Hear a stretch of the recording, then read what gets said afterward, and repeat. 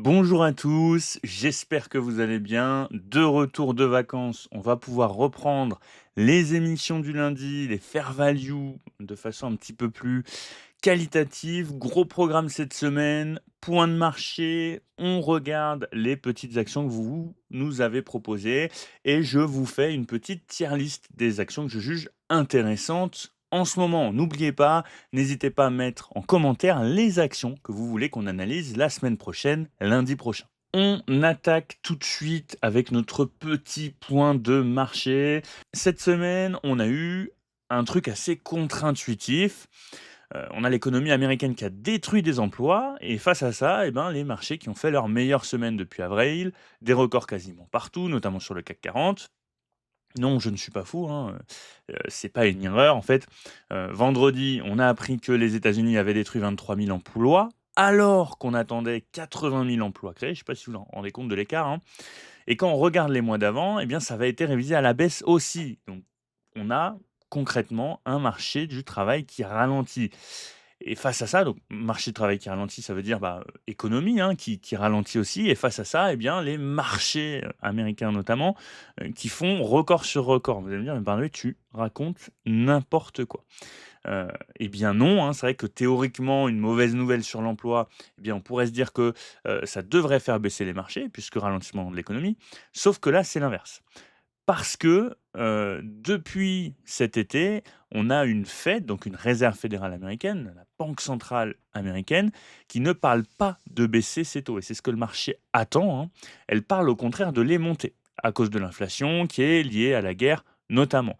Et un marché de l'emploi qui faiblit, eh bien, ça retire un petit peu cet argument. Donc, les investisseurs se disent, ah, pas de hausse de taux. Vous le savez, hein, les baisses de taux, c'est plutôt favorable à la bourse notamment, au marché un petit peu cyclique, aux constructeurs immobiliers, notamment aussi à la tech. Et donc là, en fait, tout ce qui va repousser la Fed, hein, qui va repousser en termes de statistiques les probabilités que la Fed augmente ses taux, eh bien, ça fait aujourd'hui monter les marchés. On a le Nasdaq qui fait 4,8% sur la semaine. On a l'or aussi qui se réveille. Pourquoi? Parce que mécaniquement, une probabilité de hausse des taux qui diminue, eh bien, ça fait aussi baisser les rendements. Et donc, vous savez que l'or, c'est un actif qui n'a pas de rendement. Donc, quand les taux sont élevés, eh bien, généralement, l'or a plutôt tendance à baisser.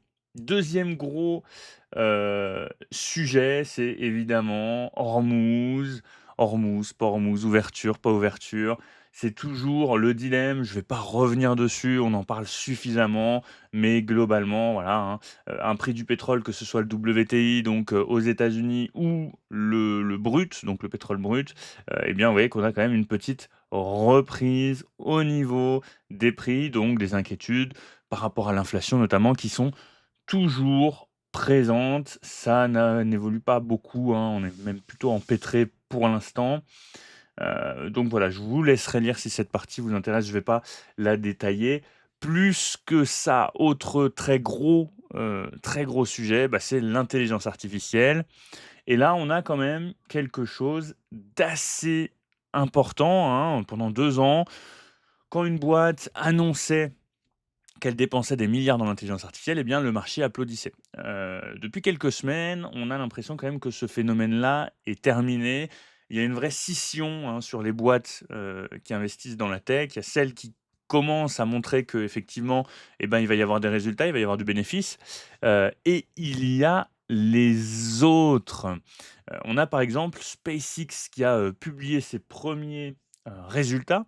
Un chiffre d'affaires en hausse de 92. On a un titre qui perd 13 face à ça. Pourquoi? Eh bien parce que Elon Musk annonce des dépenses colossales dans l'intelligence artificielle. AMD, c'est, à peu près pareil, hein, on a de bons résultats, mais le titre baisse quand même. Donc on a un marché qui nous envoie quand même un, message, assez clair, hein, OK, vous dépensez énormément, d'accord, mais maintenant on veut savoir quand est-ce que ça va rapporter. Et le vrai problème, eh bien, c'est qu'aujourd'hui, personne ne le sait vraiment, hein, en tout cas, je il y a des estimations, mais aujourd'hui, ça reste uniquement des estimations d'analystes notamment. On a des gens de la tech qui ne disent même pas combien l'IA leur rapporte, aujourd'hui. C'est un petit peu noyé dans leur compte et on a, un graphique de Goldman Sachs, qui résume bien tout ça, hein, en gros, ça montre que le cash généré par les 5 plus gros acteurs du secteur et que en fait, à partir de fin 2026, eh bien, vous voyez que ça passe dans le rouge, hein, et on a toute une période dans le rouge. Ça a déjà commencé notamment avec Amazon, notamment, aussi en termes de baisse, donc pas forcément dans le négatif, hein, mais, avec des entreprises comme Google, Meta, et cetera, et cetera. Donc voilà, on a une grosse question au niveau du cash. Donc en gros, c'est des boîtes qui soit dépensent, soit devraient dépenser plus qu'elles ne gagnent. Et on aurait potentiellement un retour à la normale, donc le fameux rebond qui serait prévu pour 2029. Mais ça reste une prévision, donc c'est un pari. Cette semaine, eh bien, enfin depuis quelques semaines, hein, pour la première fois, on a un marché qui commence à traiter ce pari comme un pari, quoi, hein, et pas comme une certitude. Ensuite, rapidement, on a aussi, la santé, notamment Duel, Novo Nordisk et Eli Lilly, hein, ils ont tous les 2 relevé leurs objectifs, mais, on a Eli Lilly qui monte alors que Novo Nordisk baisse. Pour le coup, la différence, pardon, ça va être la diversification, hein, on a, des pipelines, notamment pour Novo Nordisk, qui sont très centrés sur une molécule. Et le marché, ben, sanctionne, hein, Novo Nordisk parce que justement on a cette dépendance, à une seule molécule, à un seul «produit» entre guillemets. Ensuite, intéressant, on a, Berkshire Hathaway. Je sais que c'est généralement des news qui vous intéressent, donc la boîte qui s'est remise à acheter des actions après 3 ans à vendre et à empiler, énormément de cash, hein. Ça a d'ailleurs été critiqué parce qu'ils ont sous-performé le marché sur une certaine période. Donc pendant une certaine période, voilà, Buffett vendait et puis là, on a son successeur, même si Buffett a plus ou moins encore un rôle, à jouer dans tout ça, qui lui est plutôt, acheteur au plus haut des marchés. Donc voilà, hein, on sent un changement quand même de paradigme aussi pour Berkshire. Alors où est-ce qu'ils se sont rendus compte qu'effectivement, ils loupaient une partie de la performance des marchés? Peut-être aussi. Donc voilà, pas évident d'avoir le faux du vrai, mais on sent quand même, ouais, ce petit changement, hein, de paradigme. On a eu aussi, ça a pas mal bougé, au niveau du, yen avec une intervention américaine assez exceptionnelle, le CAC 40 qui enchaîne les records et une crypto, notamment, bon, bah, Bitcoin, hein, c'est un peu le roi de ce marché-là, heu, avec un rallye qui est décorrélé. Habituellement, on a une corrélation, entre, le Bitcoin quand même et plus ou moins le Nasdaq, voire le S&P 500, heu, des indices qui ont quand même bien, bien, bien rebondi, alors que Bitcoin, lui, reste un petit peu dans son marasme et travaille plutôt pour l'instant à l'horizontale. On attaque avec les actions. Je voulais rapidement vous faire un petit point sur Hermès. Hermès toujours en tendance baissière. On a pas mal de divergences. Alors là, le code en a loupé une, mais ça diverge pas mal, hein, sur Hermès. Pour l'instant, on est en train d'avoir un petit peu la même dynamique que ce qu'on avait eu, mi-2025 jusqu'à fin 2025, dans les 6 derniers mois de 2025, avec une phase, de congestion, un travail, voilà, vous voyez, hein. Hop, on va prendre jusqu'ici, puisqu'on a les points hauts là, hein. Hop, donc vous voyez, un gros travail horizontal, donc dans une espèce de range. Et pour moi, tant qu'on ne sort pas de ce rectangle-là, comme on l'avait fait, hein, début 2026 par le bas, hein, on avait identifié cette zone-ci, eh bien, comme une sorte de zone de décision finalement, et on a décidé d'aller chercher plus bas. Et ben là, on a un petit peu le même fonctionnement aujourd'hui. Ça fonctionne par palier. Des fois, c'est à la hausse, hein, c'est-à-dire que, hop, on travaille à l'horizontale, on va chercher plus haut, et cetera. Pour l'instant, on est toujours sur une tendance baissière pour Hermès. Si vous voulez mon avis, sur Hermès, on a une période de croissance, hop, assez exceptionnelle et là, on est plutôt sur une phase de normalisation. Je vais vous mettre ça juste là et on va se mettre de 2013, allez, hop, à aujourd'hui. Et donc, vous voyez, on a eu une très grosse phase de croissance post-Covid et là, ça normalise. Donc je pense, enfin du moins selon moi, Heu, aujourd'hui, on n'a pas de catalyseurs qui font qu'on pourrait ravoir cette période de croissance exceptionnelle.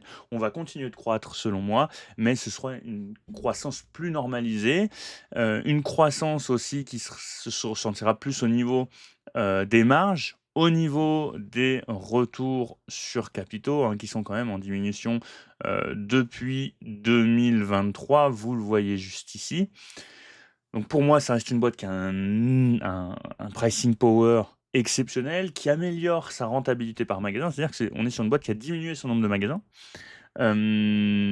tout en faisant croître, hein, vous voyez, son bénéfice et cetera. Donc pour moi, c'est plus là-dessus que ça va se jouer, mais on vit une phase de normalisation et pour moi, on est sur une phase qui effectivement alors, heu, est-ce que ça justifie aujourd'hui de revenir en termes de price to FCF sur les plus bas depuis 10 ans? Quasiment. Je ne sais pas. Néanmoins, je pense que en termes de ratio, on reviendra pas ou du moins ce serait pas justifié qu'on revienne sur des price to FCF de 73 ou encore 60.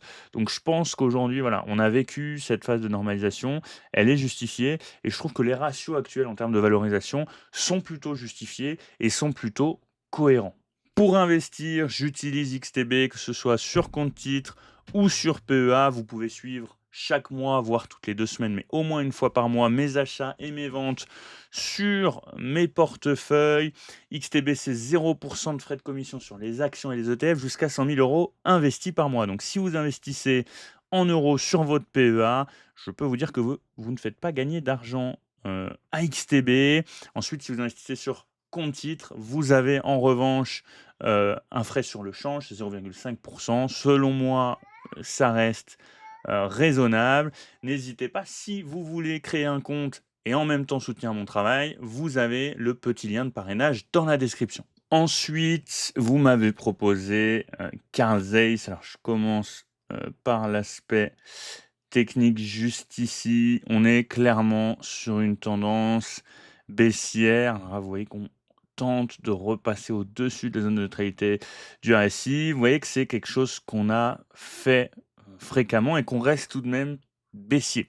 Donc on peut pas trop se baser là-dessus. On a un canal baissier qui est identifié juste ici et pour l'instant, on casse tous les supports. Là, vous voyez, la zone rouge que vous avez là, qui est aujourd'hui devenue résistance, c'était avant un support. On aurait pu l'identifier en octobre. Et vous voyez que tous ces supports-là, on les casse petit à petit. Donc, même si là, vous voyez, on est en train de former des points bas de plus en plus beaux, des points hauts de plus en plus hauts, faut vraiment parvenir à casser cette tendance baissière, revenir au-dessus de la moyenne mobile de référence de façon durable. Pour moi, sinon, voilà, on est sur un dossier qui a très peu de momentum et sur lequel on peut, encore continuer à perdre de l'argent. Carl Zeiss, c'est une boîte, allemande, dans le médical. En gros, elle a deux grosses activités, hein. Ça va être l'ophtalmologie, hein, vous connaissez peut-être la marque, hein, pour ceux qui bossent un petit peu dans le domaine. Tout ce qui va être cataracte, les lasers, et cetera et cetera. Et on va aussi avoir la microchirurgie, donc tout ce qui va être, microscope opératoire, neurochirurgie et cetera. Donc on a un business, qui combine, finalement la vente d'équipements qui est plutôt ponctuel et un flux plutôt récurrent avec, ben, les lentilles, les licences et cetera. Donc sur le papier, on a un business model, qui est plutôt cohérent, mais vous voyez que face à ça, même si on a des revenus qui augmentent, on a un bénéfice qui est en baisse depuis 2022. Vous voyez, hein, là, vous identifiez bien les 2 gros secteurs d'activité, sachant que l'ophtalmologie représente quand même 77 du chiffre d'affaires. Il y a des dégradations un petit peu à tous les niveaux, au niveau des marges, au niveau de retour sur capitaux, même si, ça a tendance à se résorber un petit peu, vous voyez, entre 2024 et le TTM donc actuel. Au niveau de la dette, c'est plutôt stable depuis 2024, un nombre d'actions en circulation qui a réaugmenté là très récemment et qui était plutôt en diminution sinon depuis 2021. Le problème aujourd'hui, c'est la Chine. La Chine, c'était alors attendez, hop, on va se mettre en barre, empilée. Il faut savoir que la Chine, c'était, un de ses plus gros marchés et il y a 2 choses qui ont un peu dérapé, en même temps. De un, le gouvernement chinois qui a mis en place, des achats groupés qui font chuter les prix des lentilles pour les yeux notamment et de 2, les cliniques chinoises qui ont arrêté d'acheter, les machines, entre guillemets, «coûteuses», hein, comme les lasers, heu, parce qu'aujourd'hui, ben, voilà, elles investissent plus. Résultat, des ventes en Asie qui ont reculé de presque 9. Maintenant, ce qu'il faut prendre en compte, c'est qu'on a un chiffre d'affaires, voilà, qui a quand même, diminué, mais c'est assez réduit, hein. C'est sûr, c'est l'impact, il se ressent surtout au niveau du bénéfice. Hem, Pourquoi? Et ben, parce qu'on a une entreprise qui a énormément de coûts fixes, hein, des coûts qu'elle paie quoi qu'il arrive, des usines, des salaires, de la recherche, voilà, et quand les ventes baissent et bien, on a ces coûts-là qui, eux, ne baissent pas. Donc ça, c'est quand même un gros point, noir et c'est ce qui explique aujourd'hui toute la dynamique du dossier. Donc en fait, chaque euro de vente qui sont «perdus» entre guillemets, eh bien ça tape directement dans le bénéfice. C'est ce qu'on appelle le levier opérationnel, et pour le coup, bah, il marche dans les 2 sens. Vous pouvez le voir, il peut amplifier les gains quand tout monte et il peut faire très mal aussi quand ça descend et on le voit, hein, la marge, elle est passée d'environ, 11 à 8. Et donc voilà, hein, le marché n'a pas vu ça comme, uniquement une petite baisse des ventes. Ce qui explique, hein, la chute sur Carl Zeiss. Petit check des derniers commentaires de la vidéo et on a Baptiste qui nous propose Boston Scientific. Je crois que Baptiste, ça doit faire un moment. Tu avais déjà dû me la proposer il y a peut-être même plus d'un an et je crois on avait déjà regardé ça, du moins je me souviens, heu, un petit peu. Hop, Boston, est-ce que non. Boston S, je ne la trouve pas. Oh là, Boston. Hop, juste ici. Alors, on a un cours qui a dégringolé. On va regarder ça aussi. Hop, BSX sur TradingView. Et effectivement, là, ça fait peur. Quand on voit ça, on se dit: «Waouh, waouh, waouh, waouh». Sachant que voilà, là on arrive sur niveau clé. Bon, je le fais en live avec vous, juste ici. On a une zone clé qui est très facilement identifiable. Hop, on va la prendre un petit peu large. C'est une zone de travail, hein, on la prend pas au comptant. Pour l'instant, elle est verte parce que c'est une zone de support, c'est-à-dire qu'on ne l'a pas encore cassée. Ça veut rien dire, on peut tout à fait venir la casser, mais on est sur une zone clé. Une zone clé en analyse technique, c'est quoi? C'est une zone que tout le monde va avoir tendance à regarder. C'est en l'occurrence les anciens plus hauts. Je vais juste réduire un petit peu, hop, la transparence. Voilà, hein, comme ça, on a une bonne, lisibilité. Donc voilà, pour l'instant, on est sur un couteau qui tombe et qui arrive sur une zone clé. Zone clé qu'il ne faudrait pas casser au risque d'aller chercher beaucoup, beaucoup, beaucoup plus, bas. Je crois, si je ne dis pas de bêtises, que l'entreprise a battu les attentes. Oui, on a en termes de fréquence, on bat les attentes, à 100 sur les derniers, résultats. Alors, c'est une entreprise qui fabrique, des dispositifs, médicaux, hein. On est dans le médical encore, hein, comme quoi, hein, vous aimez bien le médical en ce moment. C'est aussi un secteur que enfin, c'est aussi un secteur que je regarde, que je regarde beaucoup et des dispositifs qui sont principalement, faits pour le cœur. Jusqu'à maintenant, on a une croissance qui reposait sur, 2 produits un petit peu vedettes, mais du coup, c'est toujours un petit peu risqué et aujourd'hui, ces 2 produits commencent à ralentir aux États-Unis. Le premier parce qu'on a de nouvelles études qui ont changé la façon dont les médecins orientent leurs patients et d'ailleurs ça se ressent, vous voyez, hein, sur le chiffre d'affaires notamment et le second parce qu'on a des concurrents qui arrivent et qui prennent des parts de marché. Donc voilà, un mode qui était peut-être potentiellement pas si solide que ça et donc on a une entreprise qui, même si elle bat les attentes, donc c'est-à-dire elle communique plutôt bien avec le marché, ça c'est plutôt positif, et ben elle a quand même abaissé ses prévisions pour la deuxième fois cette année. Hop, hop, hop, si on regarde maintenant un petit peu la valorisation, hop, alors c'est pas une boîte que je regarde tous les jours non plus. Si on regarde le P/E ratio, on est, sur du 19, en TTM, on est sur du 15, donc c'est tout à fait raisonnable quand même. Un forward qui diminue lui aussi et si on regarde un petit peu le cash, parce que c'est ça qui va nous intéresser quand même, on a un price to FCF aussi qui a fortement, diminué. On se retrouve à vendre. Donc en termes de valo, voilà, c'est plutôt raisonnable. Maintenant, si on parle du reste de l'activité, il me semble que ça tourne quand même plutôt pas mal, hein. J'avais regardé rapidement, au niveau des résultats. Je crois que pour tout ce qui est endoscopie, il y a aussi d'autres secteurs que je connais pas très bien. Je Il me semble que c'est neurologique ou quelque chose comme ça.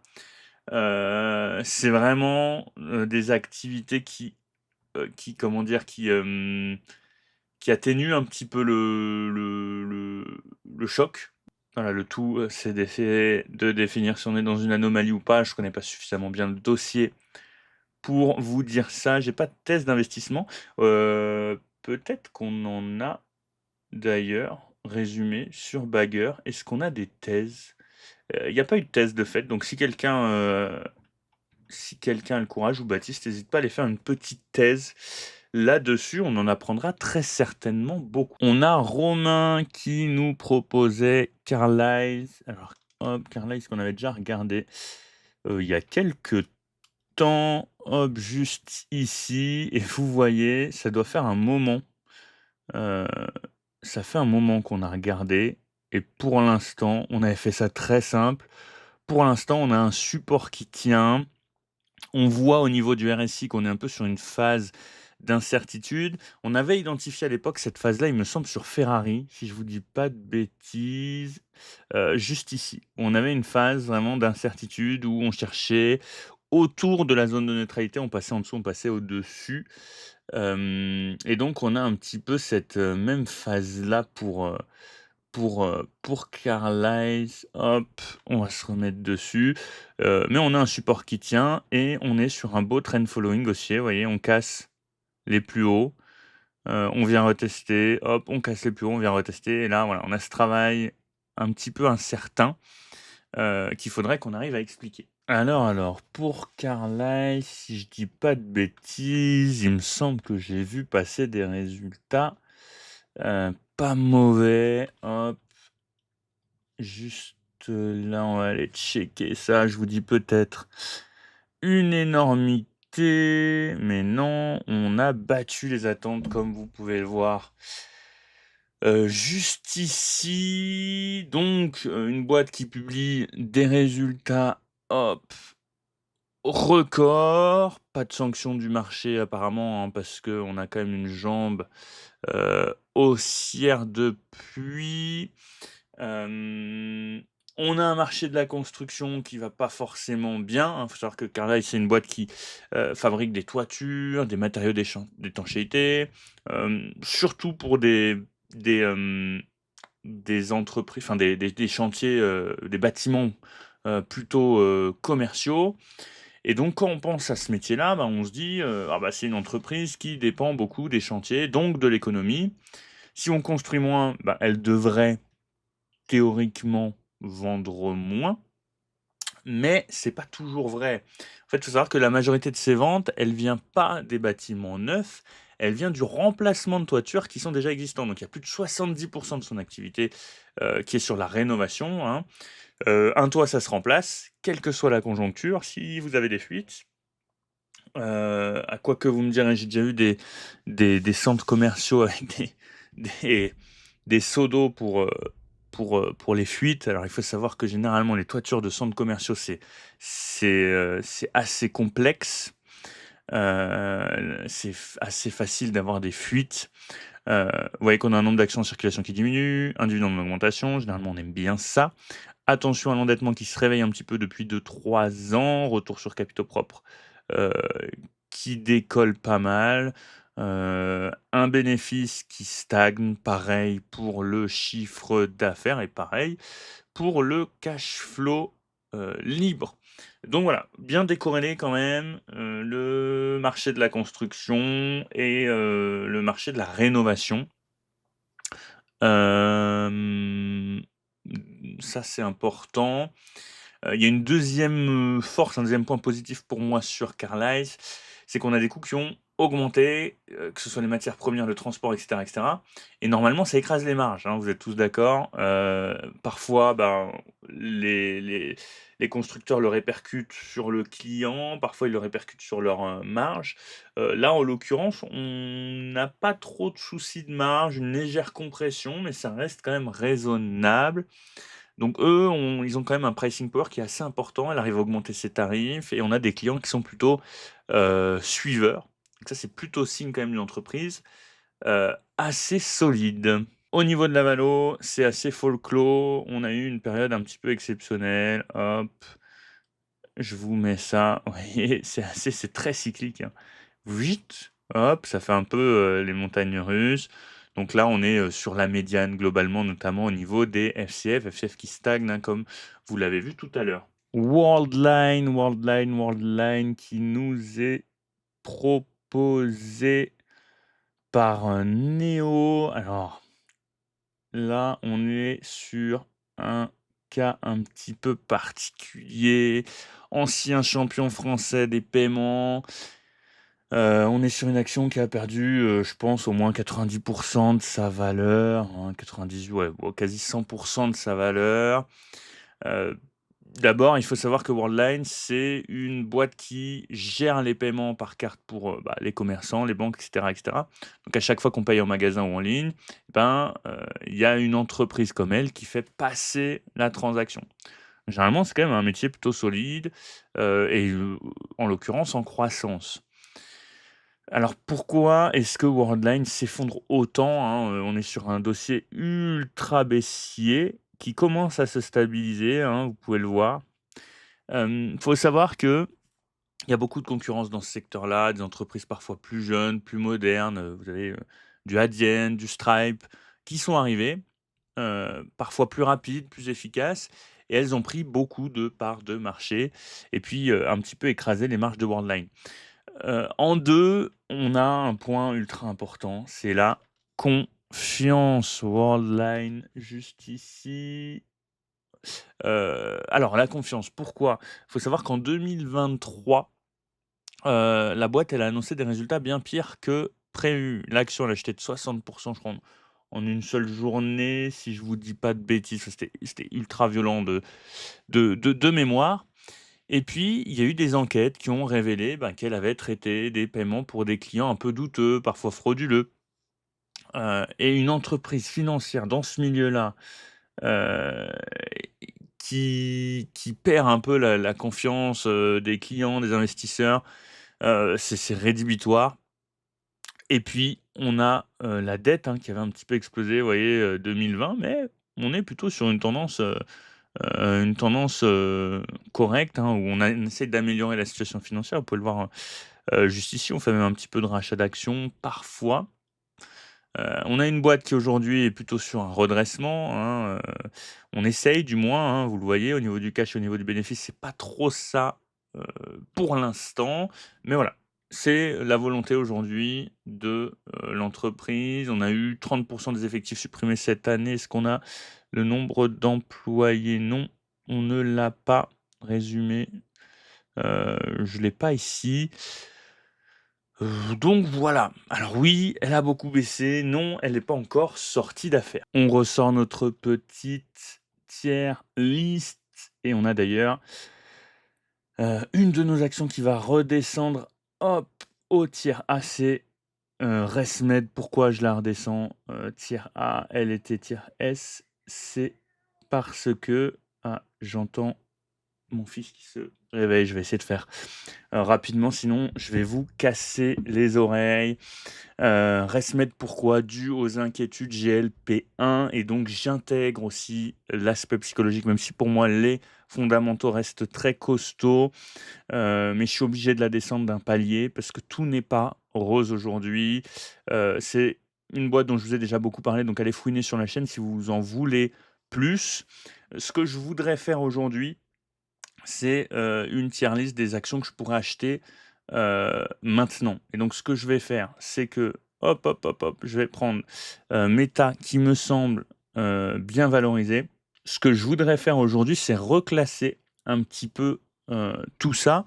Là, on était, plutôt sur une tier list, hop, long terme et moi, ce que je veux faire, c'est hop, la dupliquer et je vais mettre tier list, instant. Donc aujourd'hui, qu'est-ce que je ferais sur ces boîtes-là? Je vais en rajouter aussi.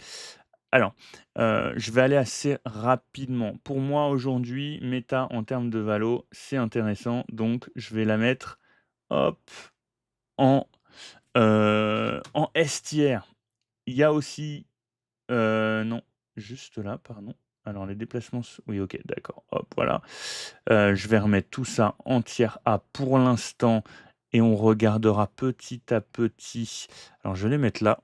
Pour moi, pour le coup, Apple, on est surévalué, mais de très bons fondamentaux, donc je vais la mettre en tiers B. InPost, c'était des boîtes qu'on avait regardées parce qu'elles avaient chuté. Tesla, pour moi, c'est beaucoup trop surévalué, je mettrais en tiers C. Et les fondamentaux pour moi sont moins intéressants que ceux de, hop, que ceux de d'Apple. Ferrari, je la mettrais potentiellement en tiers A, ce sera à creuser évidemment. Essilor en tiers B. Amazon, Amazon. Hop, c'est vrai qu'Amazon, je n'avais pas forcément trop regardé. Je l'ai rechargé il y a pas si longtemps que ça, mais il me semble qu'elle a quand même bien rebondi. Donc Amazon, pour moi, hop, elle va rester où elle est. SAP, je crois que ça rebondit un peu aussi. Mercado Libre, aujourd'hui, je la mettrais en tiers A au vu de la valorisation. Intuitive Surgical, ISRG, on en est où avec ISRG? Hop, ça fait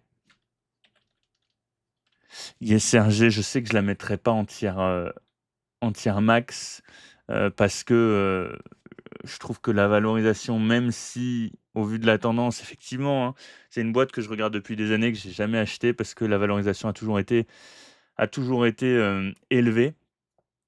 Et c'est vrai que si on regarde par rapport à la prime de qualité, bah, là, sur 10 ans, vous voyez, on arrive sur des zones en termes de valo qui sont quand même super intéressants. Maintenant, il y a des facteurs à prendre en compte, la, concurrence chinoise notamment. Hop, Adyen, je veux juste voir si le cours a pas trop évolué. Adyen juste ici. Hop, le cours a pas trop évolué et vous allez voir qu'en termes de valorisation, j'ai encore 1 ou 2 actions à mettre en achat fort aussi. Hop, en termes de valorisation, Adyen, ça a pas trop bougé, hein. Adyen, honnêtement, je suis partagé. Je la mettrais bien entre les 2. Voilà. Microsoft, on va rester là. Pour moi, Google, hop, c'est un peu cher, même si c'est exceptionnel, je mettrais ça plutôt là. Visa, j'ai pas regardé récemment, donc je vous dirai ça plus tard, ResMed, on va la mettre de côté aussi et Nvidia aussi. Maintenant, il y a 2-3 boîtes que, j'ajouterais. Visa, je la mettrais quand même en achat parce que Visa, honnêtement, je considère que, c'est une boîte qu'on peut quand même, acheter, assez facilement. Je suis plutôt neutre sur Google à l'heure actuelle. Hem, J'aimerais bien ajouter, hop, Google, S&P Global logo. On va s'ajouter S&P Global qui, pour moi, est totalement achetable à l'heure actuelle. Hop, on réduit juste un petit peu la taille. Hop, S&P Global, c'est carrément achetable aujourd'hui. Fico, Fico. Hop, Fico, c'est pas évident non plus. Elle a toujours eu une grosse prime en termes de valo. Il y a eu beaucoup de questionnements autour de son moat, hein, qui est lié notamment, à sa notation.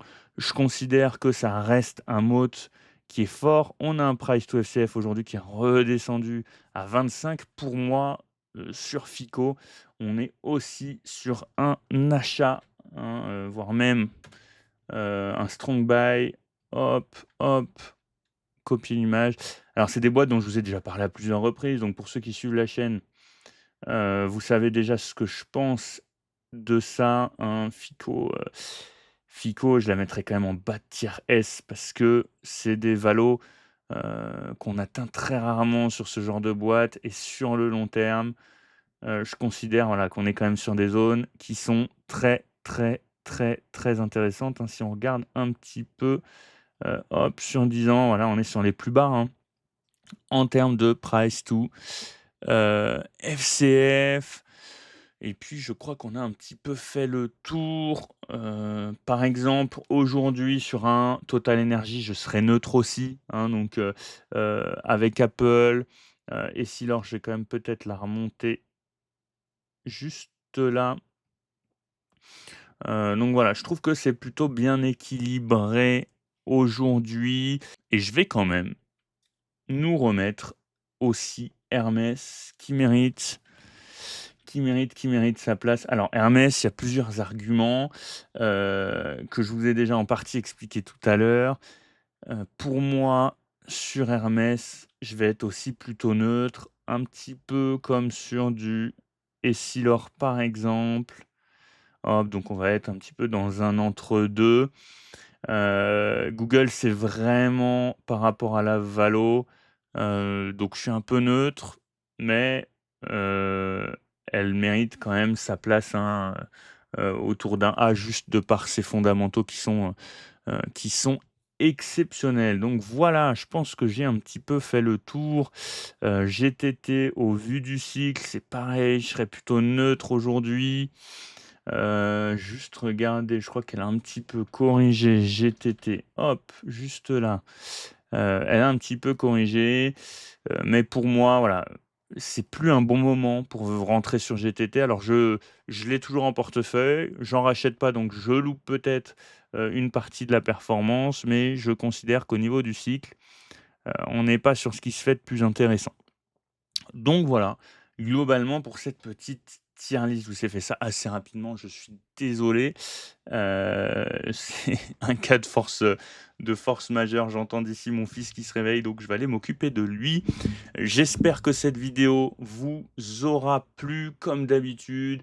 N'hésitez pas à liker, à me laisser un petit commentaire, à mettre dans les commentaires les actions que vous voulez qu'on regarde ensemble la semaine prochaine et surtout à vous abonner, ça permet de soutenir mon travail.